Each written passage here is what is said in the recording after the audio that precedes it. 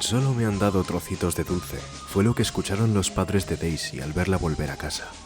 Lo mismo ocurrió en casa de Mark, en la de Hugo y la de Javier.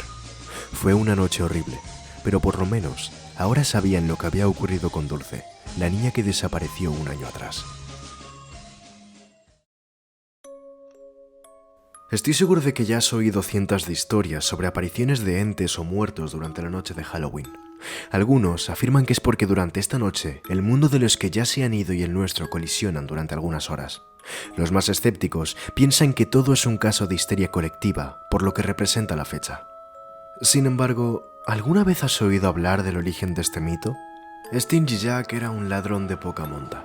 Un pícaro que pasaba sus días bebiendo y se ganaba un par de monedas a base de robos y estafas. Un día, mientras bebía, una alta y encorvada figura entró a la taberna, ya casi vacía para la hora. La silueta se acercó a Jack, con quien comenzó a charlar y beber. Pasó una hora, pasaron 2, y a la medianoche, el local estaba listo para cerrar sus puertas, pero con ambos personajes aún dentro.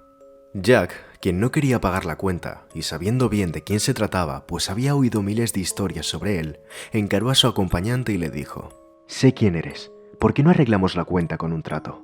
El estafador propuso al mismísimo demonio que se convirtiese en una moneda de plata, con la que pagaría lo que restaba de la cuenta. A cambio, le daría su alma a la medianoche siguiente. Cuando se cerró el trato, Jack sostuvo la moneda entre sus manos, y rápidamente la puso en su bolsillo, al lado de una cruz.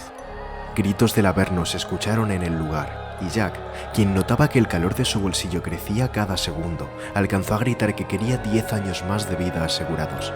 Su mano ya ardía, pero de un momento para otro todo se calmó, y notó cómo la moneda había desaparecido. Cuando se acercó a la barra, el camarero le dijo que su acompañante había pagado todo. Los años pasaron, y Jack parecía querer cambiar su forma de vida, y comenzó a trabajar en el campo. Llegó la esperada fecha. 10 años habían pasado y el ahora labrador se encontraba a altas horas arando el campo. Ante él se presentó la misma silueta que años atrás había compartido una copa con él, esta vez lista para tomar su vida consigo. Jack, que aún recordaba lo ocurrido, pidió un último favor al anticristo. Quería probar una última vez las manzanas que crecían en su campo. El demonio, queriendo acabar rápido con todo, subió al árbol más alto del lugar para tomar la manzana, sin darse cuenta de que Jack había colocado cruces alrededor del manzano, dejándolo atrapado dentro. Aprovechó su oportunidad y le hizo prometer que nunca se llevaría su alma, a lo cual la figura accedió para desaparecer en cuanto Jack quitó una de las cruces. Es gracioso cuando lo piensas, porque ni siquiera la persona que consiguió engañar 2 veces al diablo puede escapar de la muerte. Cuando llegó al cielo, San Pedro le negó la entrada por haber hecho pactos con el anticristo. Cuando bajó al infierno, Satán le negó la entrada, recordando su promesa.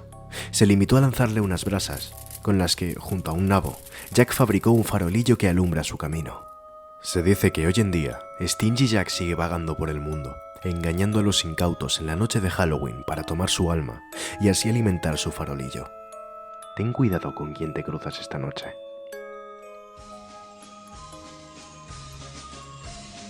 Mi hijo me dijo que quería ser Harry Potter este Halloween. Imagina mi sorpresa esta mañana al ver que alguien se había llevado la escoba y las ventanas de la sala de estar de mi apartamento en el 10º piso estaban abiertas de par en par.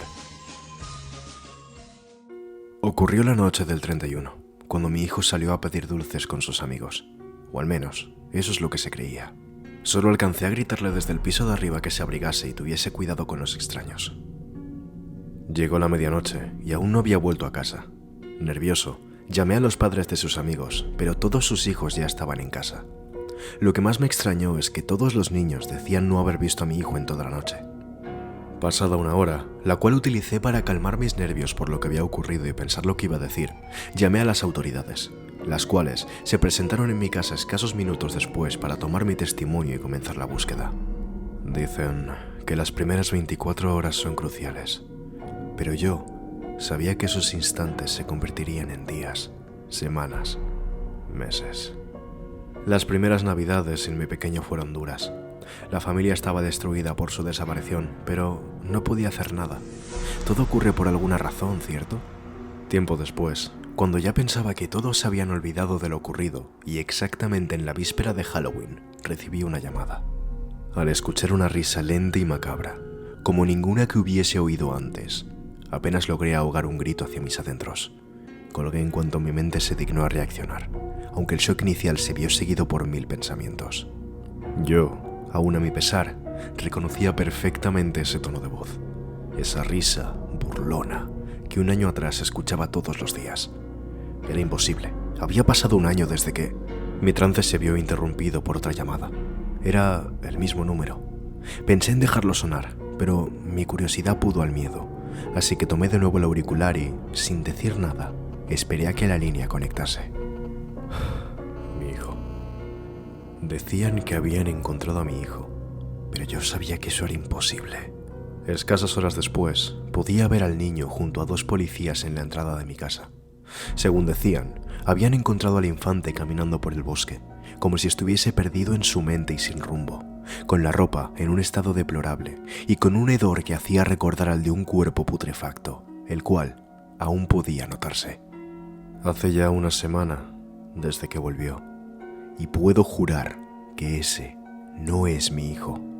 Por mucho que se bañe, el olor que emana es siempre el mismo, y día a día empeora. La nueva ropa que se pone termina como la anterior, prácticamente destruida de un día para otro. Juro por Dios que ese no es mi hijo, y ojalá todo se quedase ahí, pero hace 3 días ha ido a peor. Por las noches me despierto, después de una pesadilla. Cada día es distinta al anterior, pero siempre ocurren en ese bosque, ese maldito bosque.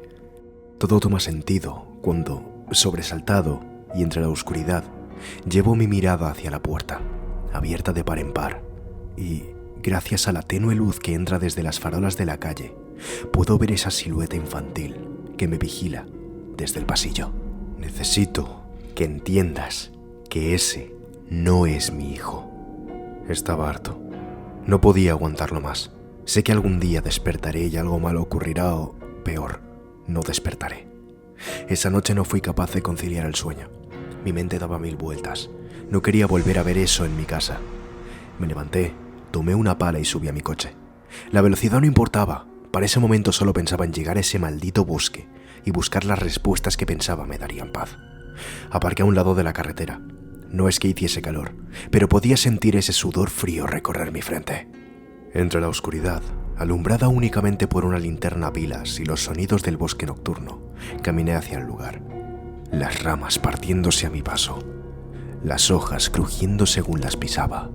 Todo a mi alrededor no hacía otra cosa excepto ponerme aún más nervioso. Una vez allí, comencé a cavar. Mi pulso, tembloroso pero preciso, quitaba la tierra poco a poco, hasta que lo vi. Ahí estaba, justo donde lo dejé un año atrás. El cuerpo de mi hijo, ahora lleno de gusanos y a medio descomponerse. Ahora, sé que eso no es mi hijo.